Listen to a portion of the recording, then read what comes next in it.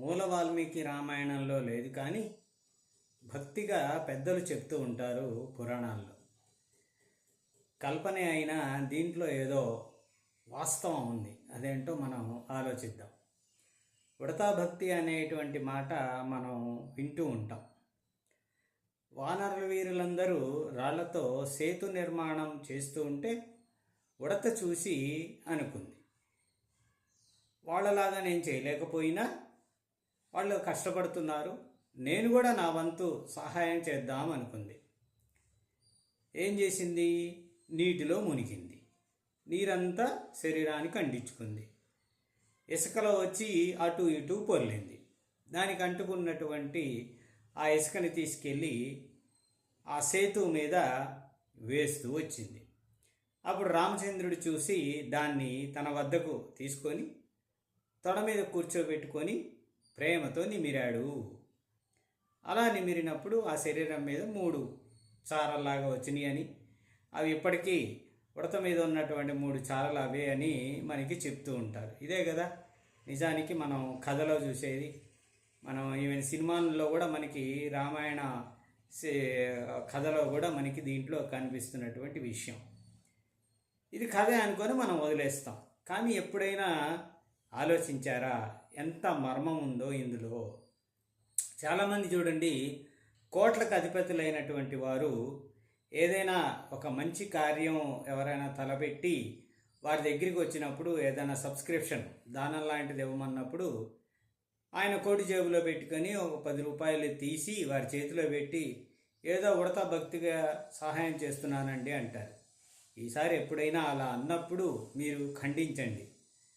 ఉడతా భక్తి అంత చులకనగా చేసి ఉడతను అవమానించకండి అని చెప్పండి. అసలు ఉడతా భక్తిలో ఉన్నటువంటి మర్మం ఏదో మనం తెలుసుకుంటే ఆ మాట మనం అసలు అనం. చాలా లోతైనటువంటి పరిశీలన ఇందులో దాగి ఉంది. ఎవరో ఒక మహాపురుషుడు దీన్ని సృష్టించి చెప్పాడు అంటే మరి ఇప్పటిదాకా అది అలాగ వస్తూ ఉందంటే దానిలో ఏదో ఉండాలి కదా. ఏంటో అందులో ఉన్నటువంటి విశేషం? అది మనకి ప్రస్తుత కాలంలో ఉన్నటువంటి అందరికీ కూడా ఎలా వర్తిస్తుందో ఈ కథలో మనకి కనిపిస్తుంది. సేతు నిర్మాణానికి ఉడత నిజానికి చేసినటువంటి పని ఏ పడితే చెప్పండి. వానరులు ఏమో పెద్ద పెద్ద రాళ్లతో తన శక్తి మేర అన్నీ చేస్తూ ఉంటే ఈ ఉడత ఏం చేసింది? ఒక కొద్దిగా ఉన్నటువంటి ఆ ఇసుకని తీసుకొచ్చి సేతు మీద వేస్తూ ఉంది.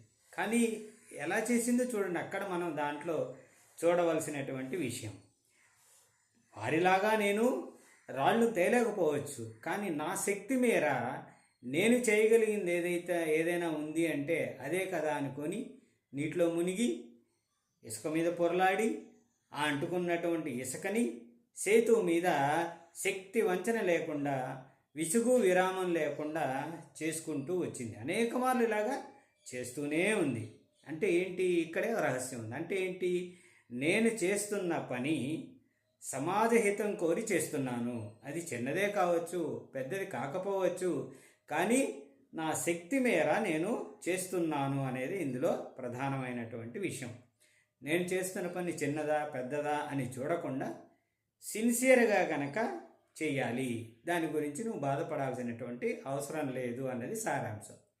అందుకనే మనం చూసినట్టయితే ప్రయోజనకరంగా వానరులు చేసినటువంటి కార్యక్రమానికి వాళ్ళని ఏ విధంగా అభినందించాడో రాముడు, ప్రయోజనకరంగా ఉన్నా లేకపోయినా సిన్సియర్గా చేసినందుకు గాను ఉడతను మెచ్చుకున్నాడు రాముడు. కాబట్టి నువ్వు ఏ పని చేస్తున్నావు అనేది ముఖ్యం కాదు, కానీ చేస్తున్నటువంటి పని ఎంత నిష్కపటంగా నువ్వు చేస్తున్నావు అనేదే రాముడు ఆలోచిస్తాడు. వాళ్ళనే ఆదరణ చేస్తాడు, ఆదరిస్తాడు, ప్రేమ అనుగ్రహం అనేటువంటిది మనకి పంచుతాడు. కాబట్టి నువ్వు చేస్తున్న పనికి వస్తుందా లేదా అని రాముడు ఎప్పుడూ కూడా చూడడు. ఎంత చిత్తశుద్ధితో నువ్వు చేస్తున్నావు అనేదే పరమాత్మ చూస్తాడు తప్పితే నువ్వు చేస్తున్న పని గొప్పదా అదా అని చూడడు. కాబట్టి నిష్కపటంగా సిన్సియర్గా మన కర్తవ్య నిర్వహణని మనము చేసుకుంటూ పోవాలి. అలా చేసుకుంటూ పోతేనే మనకి ఇవాళ కాకపోతే రేపైనా సరే దానివల్ల మనకి రావాల్సినటువంటి ఫలితం మనకి తప్పక వస్తుంది. భగవంతుడు అటువంటి వాళ్ళని కూడా కరుణతో చూస్తాడు అనేది ఇందులో ఒక అంశం దాగి ఉన్నటువంటి విషయం అని అంటారు కాదంటారు. ఇందులో ఎంత గొప్ప ఆధ్యాత్మిక తత్వోపదేశం ఉందో మీరు కూడా ఆలోచన చేయండి.